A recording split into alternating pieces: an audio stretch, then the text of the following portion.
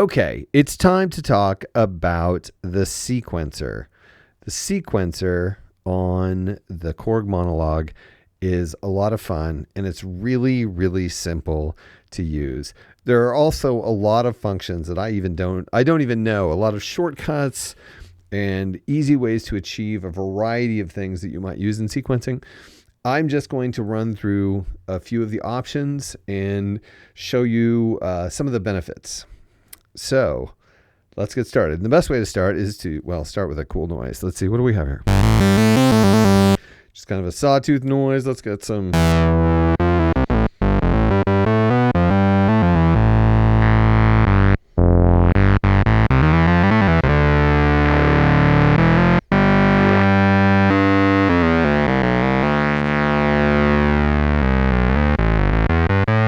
Okay, let's stick with that.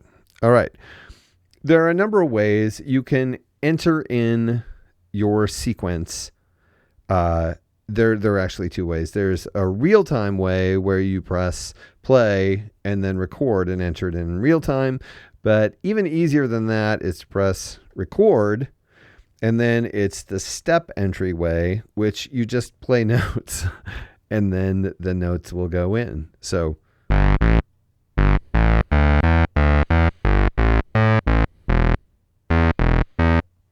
let's hear that sound.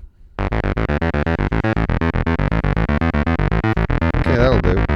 Okay, for my taste, it's a little bit speedy. So first thing we're going to do is we're going to go into edit mode and choose sequence edit, which it's currently on. And then let's see, the BPM is 120. That's fine. Step length is 16. That's fine. Step resolution is 16th notes. So let's turn that down to 8th notes. We also could add swing to it or adjust the gate time, but we're just going to adjust the step length right now, and we're done. So then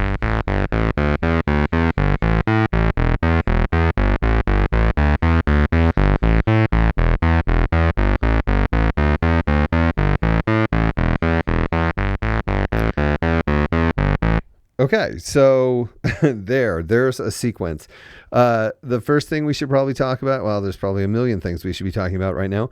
But the first thing I'm going to talk about is the fact that you can add or remove these notes by simply pressing the button of the step you want to change. Let's see what happens when I randomly select.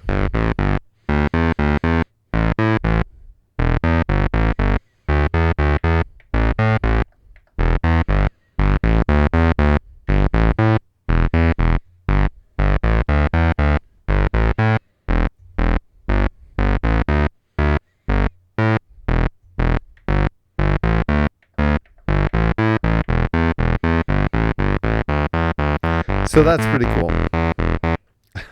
It's pretty straightforward is what it is. Let's be honest, Mark, don't exaggerate. Okay, another thing that's really great about this is if you don't like a note that a certain step is, let's see what happens when we hold this note. It says push key. So I don't know what note it is, but let's add something inappropriate so that we can hear that it's easy to add. I added D sharp 4. Let's hear what it was originally. Let's hear what it sounds like now.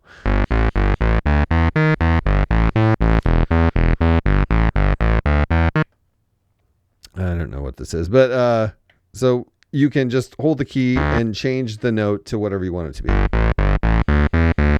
Oh, I fixed it. So that's really cool. If you want to take steps out, you just press the button. As we were entering them, I could have been adding rests. Here, I'll show you how we could do that. Let's just go back to record. We go back into step mode. So let's go.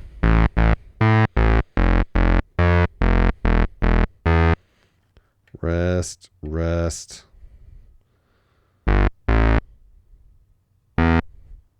There. Now when we play it back, we'll.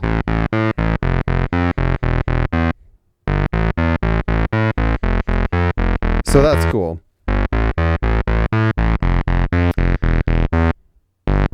Now, there are also ways like when you're entering in, I'm not going to do this one more time.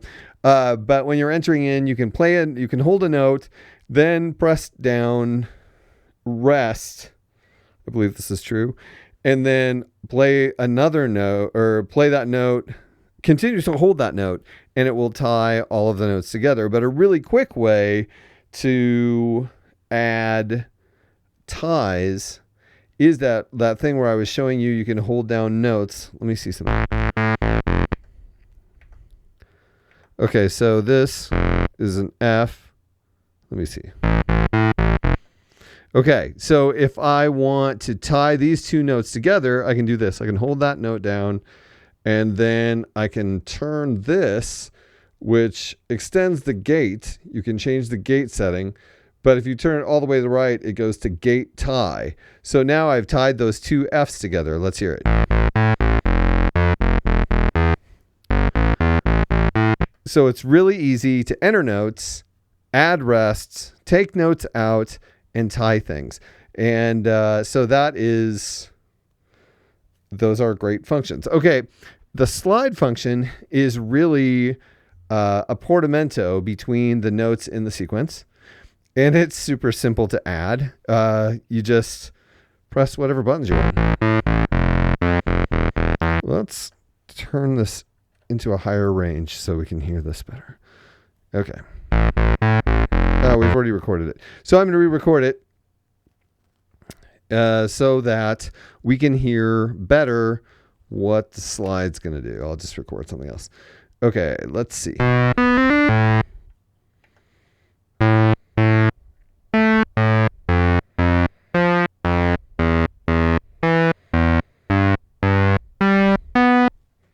There. Okay.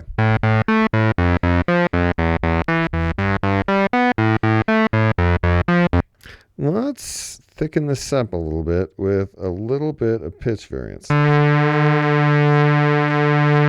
Okay, now we're going to go into slide, and I'm just going to start adding slides.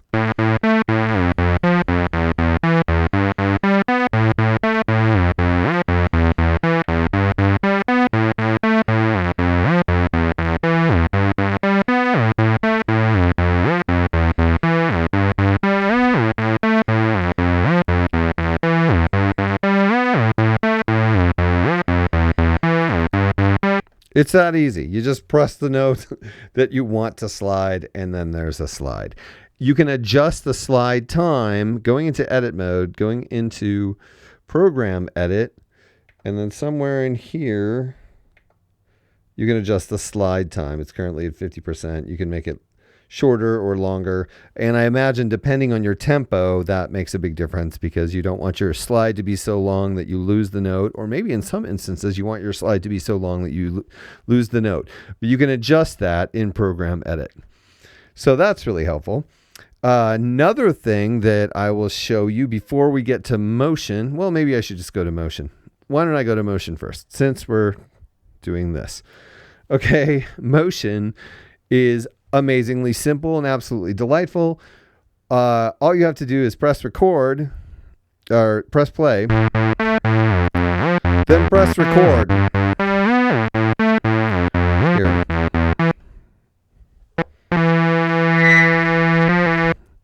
Okay, so press play, press record, and then turn a knob.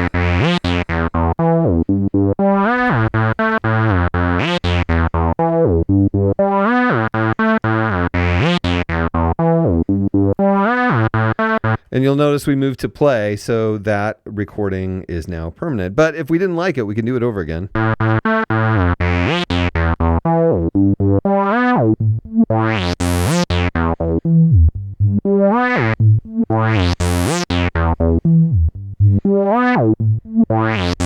Or again.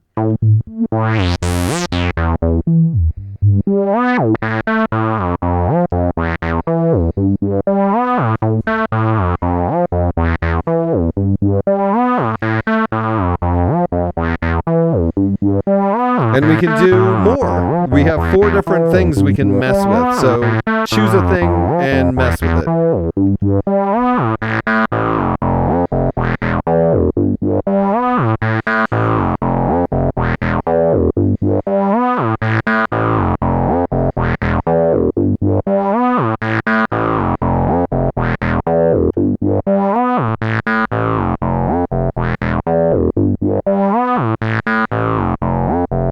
Okay, I've got one more. I'll do something fun with LFO.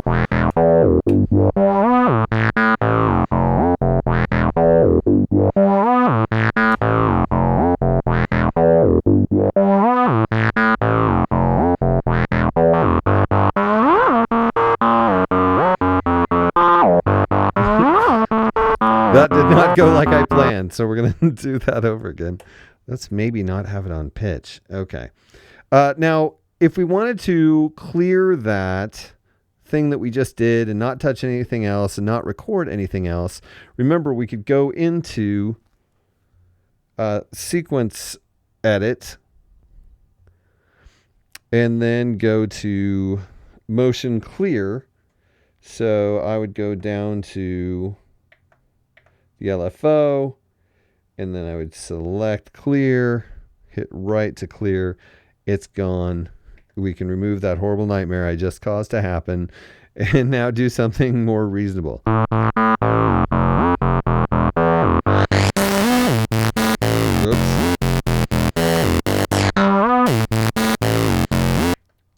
Man, I just keep messing this up, but it's good that you can see me messing it up.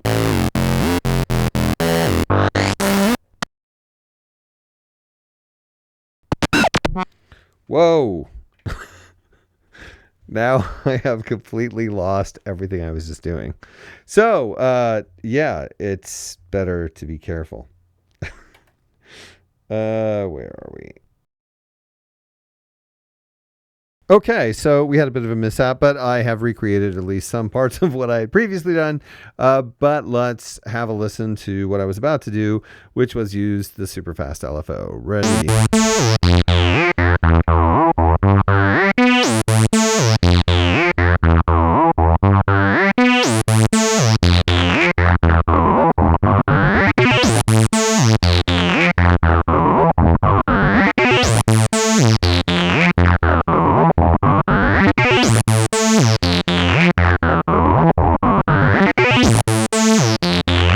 So there's our sequence, and we've made that, and now we have both. We have the notes that we want, we have the slides that we want, we have the motion that we want. We can edit the motion in the edit mode, going to sequence edit.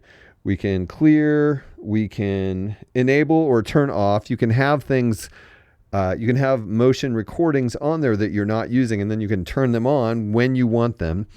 And then, of course, last we have smooth. Smooth is usually on, but as you're turning the knob, it's taking discrete samples at the moments related to the notes. And if you turn that off, it will become blocky and sort of robotic between the notes. And another way we can achieve something similar to that is this. We can go to motion. And see all these red lights? That means there's motion recorded there. You can turn off the motion for a particular step. So we get this really cool effect. So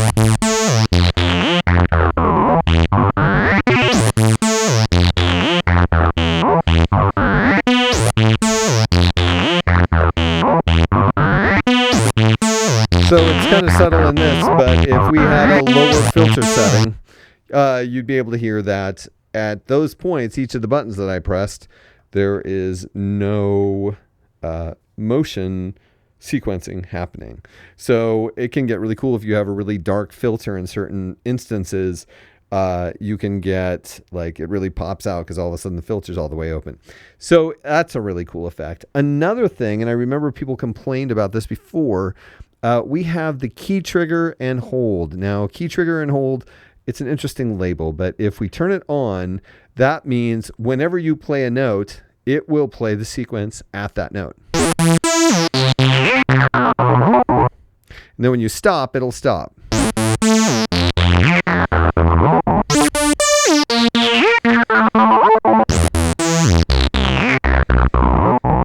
With all of the stuff intact. Or you can hold it, and then it'll just keep going.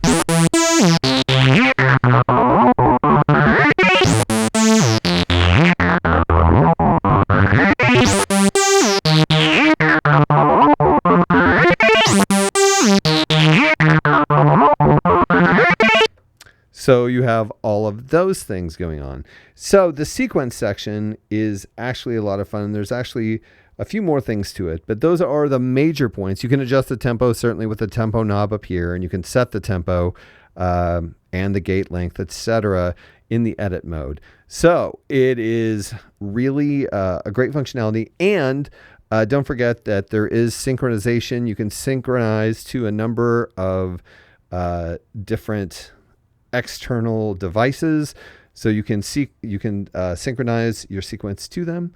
So overall, it's super fun, and it's really easy to get really immediately fun and cool stuff. And there's so much you can do to the sequence that you get that there's a huge amount of diversity that you could, if performing, stretch out over a tremendous amount of time and still have really cool things going on. So that is basically the sequencing function of the Korg Monologue.